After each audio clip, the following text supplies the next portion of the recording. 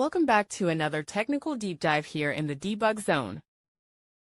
Today we're tackling a big question and breaking it down with insights from other users. Hopefully this clears up some misconceptions and helps you get the answer you need. So buckle up, stay a little curious, and let's jump right in.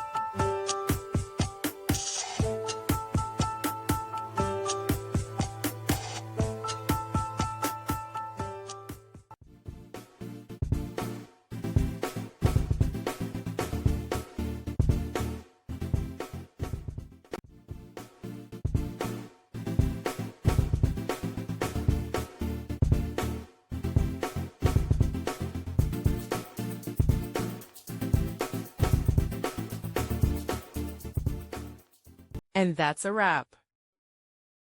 I hope you found the answer you were looking for. If you did, take a second to hit that subscribe button. It really helps out. And let me know in the comments which solution worked best for you. See you next time in the debug zone.